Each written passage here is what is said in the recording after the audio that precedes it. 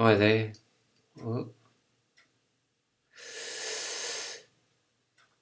in this presentation, I want to briefly cover the source of human depression, or at least the depression with which a lot of people are afflicted, including me, and looking at it from possibly the alchemical point of view, which is shown by these alchemical symbols here, 1, 2, 3.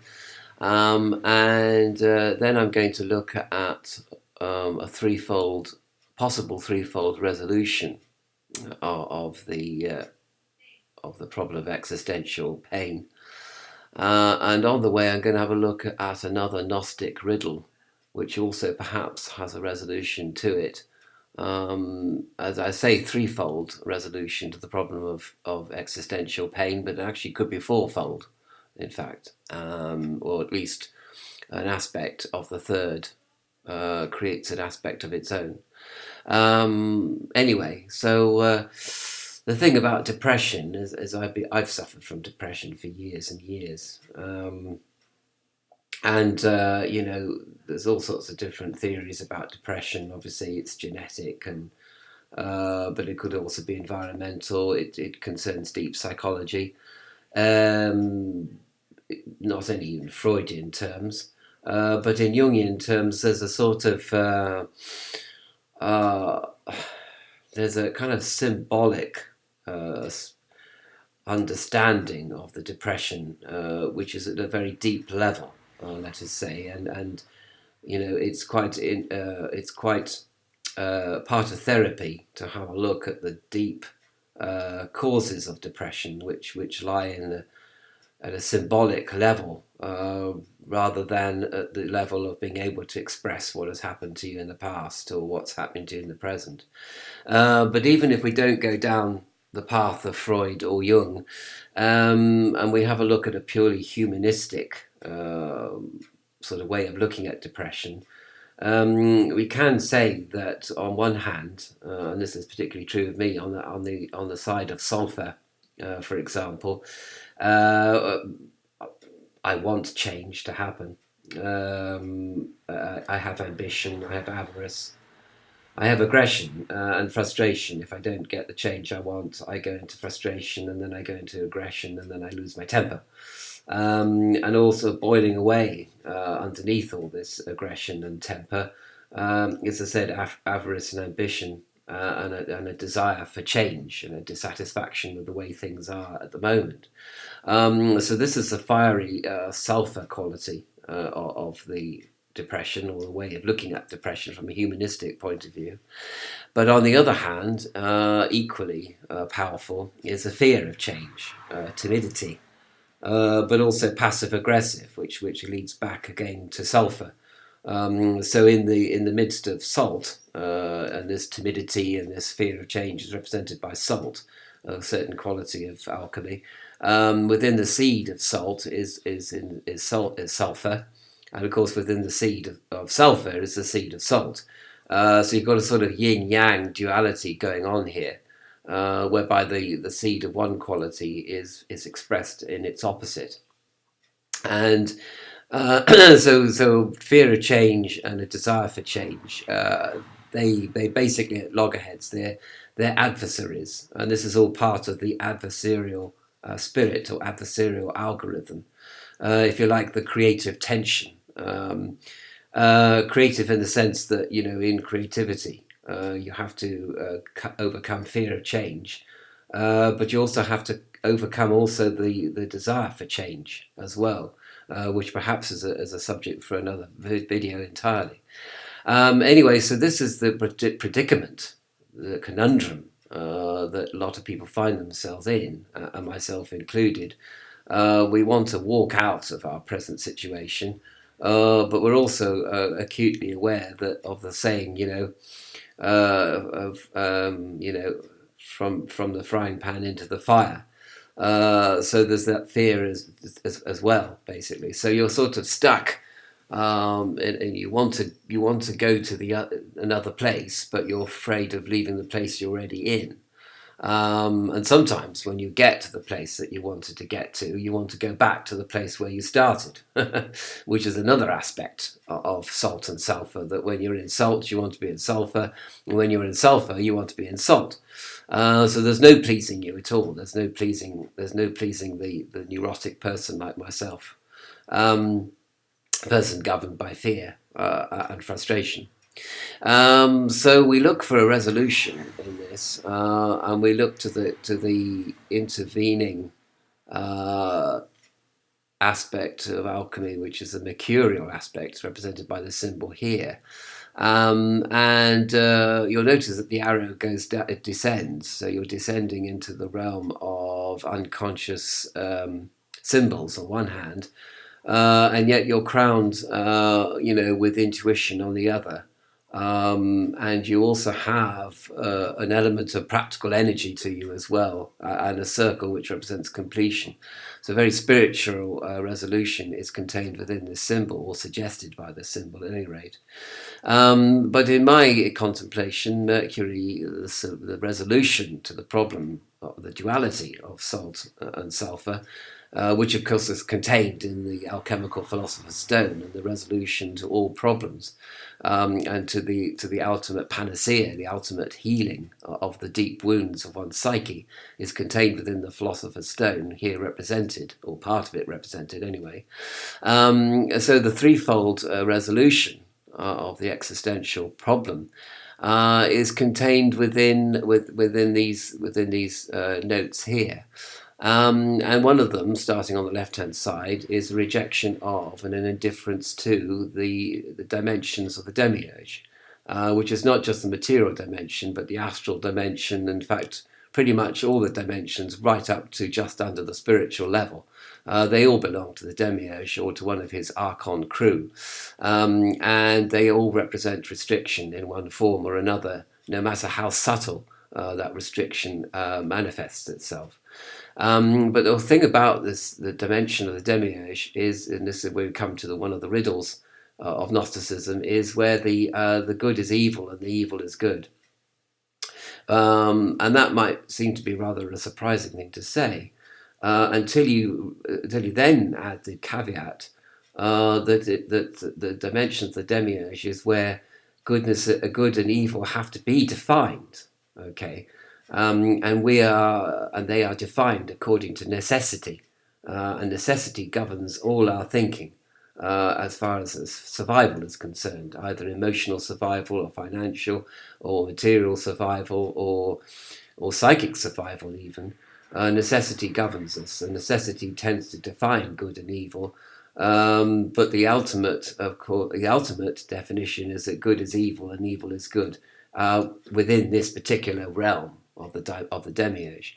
And that is pretty bad situation to be in. And people may say, what about the sunrise? What about the beauty of nature? If you look at the beauty of nature, if you look within it, you'll find basically that the external is beauty, but the interior is corrupt, where the good is evil and the evil is good. But I think it's not a matter of rejection, or rejection is not enough. You have to actually cultivate indifference to the situation, which before I get to the resolution of this, whether good is evil and evil is good, in contrast, I would say, to the ineffable realm, which really consists of the indefinable good, and where we're not governed by necessity, where nothing is necessary. So these two qualities, sort of indefinable goodness, and where nothing is necessary, is partly what makes the ineffable realm so transcendental, and so above, in quotation marks, the lower worlds of the Demiurge. So this is the world. This is the dimension of the true God, the God of goodness. But I need to go back to talking about how rejection and indifference are not really enough. Because moving over to the right-hand side, we look at here the fulfillment of vows and promises. This is very important, and it concerns the thing about change. Overall, I think change is is something to be feared. In fact, when I see a lot of people's lives, I see them full of change, changing partners, changing jobs, changing industries, changing lifestyles. People are changing all over the place, and they tend to go mad. In fact, at the end of it, and they tend to end up getting ME as well, which is sort of the yuppies virus, because they just want change all the time and stimulation all the time, and it's just too much for the immune system to take. So basically, the sort of fulfillment of promises and vows, stick to one partner, stick to one meditation pose, stick to one methodology, hermetic methodology if you need one, stick to one perspective on contemplation if you need that as well. And the irony is that you need to root yourself.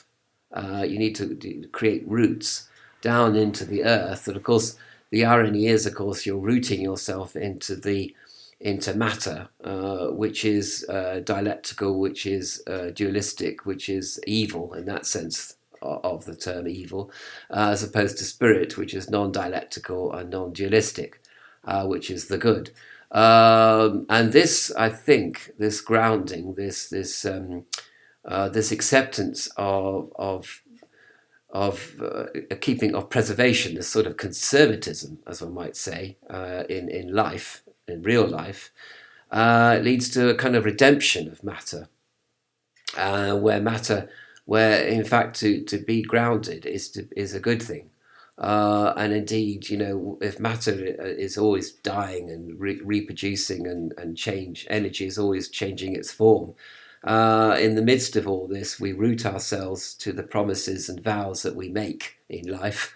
This is one aspect of the redemption of matter itself, in fact. So in the midst of matter, in the midst of life, in the midst of duality, we can cultivate non-duality through the cultivation of the energy of salt, and a rejection or an indifference to the energy of sulfur.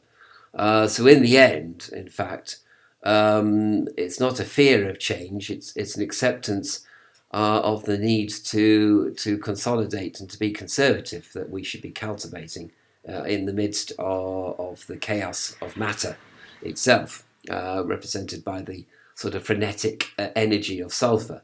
So it seems that salt sort of is the winner, in quotation marks, even though it looks like there's a sort of stalemate between salt and sulfur.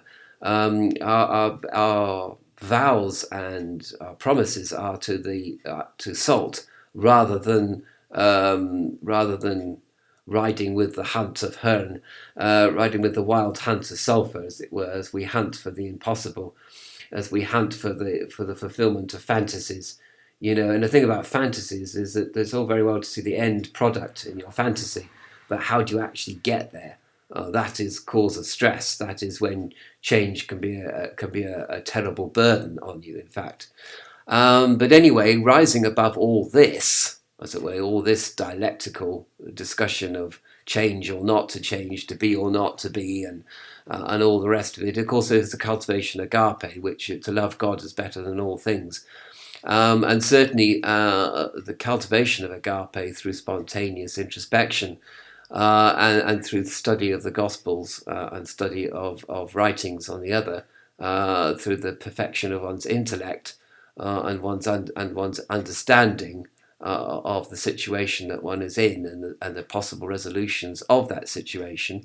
When you rise above through contemplation of the divine, then that opens a keyhole, as I've said before, and opens a pathway, a bridge is created between the world of the Demiurge and the world of the ineffable, of the true God. I hope that I have shown briefly the challenges that face us as human beings, that face me in particular, and the threefold resolution of the challenge of change or not to change, as heralded by Mercury, which is a sort of sort of a force of resolution between Mercury and Salt, and how it's not a bad thing to make a promise or a vow to the energies of Salt, to root oneself into non-change, rather than hitching one's horse to the insane driver of the sulfur, a driver of change and change for change's sake, and radicalism and frenetic energy and wearing oneself out with stress and worry. And a rejection, well, not exactly a rejection, but certainly a cultivation of indifference to this entire matrix, which has been created by the Demiurge, where good is evil and evil is good, where we are governed by necessity and perceived scarcity as well. And the development, the thing about the promises, the making of vows and promises and keeping to them, the indifference to the Demiurge and all his shenanigans, and the creation and the cultivation of agape. These three elements, which make up the element with the quality of Mercury, these three create a virtuous cycle, as opposed, and a virtual spiral towards the ineffable, towards the true God, in contrast to the vicious cycle of change and non-change, and the adversarial algorithm that is created between the desire for change on one hand and the fear of change on the other. And this fear of change, as it turns out, is not so much a fear, but perhaps a recognition that that we need to be consolidated. That the conservatism of Salt is not to be scorned, and not to be taken for granted either. There is a reason for it.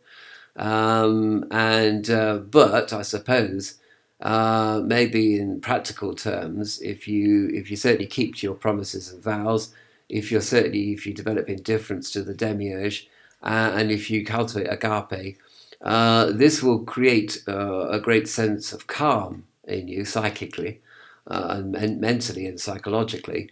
And from that calm, in fact, you'll be able to step across the threshold and make changes, which are just enough to create a new situation, that will not be frenetic, that will not stress you out. It will be the change that you need rather than the change that you want. So that's a sort of difference in there. So it's a hopeful picture. We go from ignorance into knowledge. We go from from the opposite of gnosis into gnosis, and we need to, in the midst of the chaos of matter, stick to our vows and promises, stick to cultivating agape, and stick to cultivating indifference to the chaos of matter. And in this way, in real life, in real terms, as it were, real in quotation marks, we can develop practical energy, the energy of Rudolf Steiner, to actually make a difference to our lives and to create practical and positive change to our situation.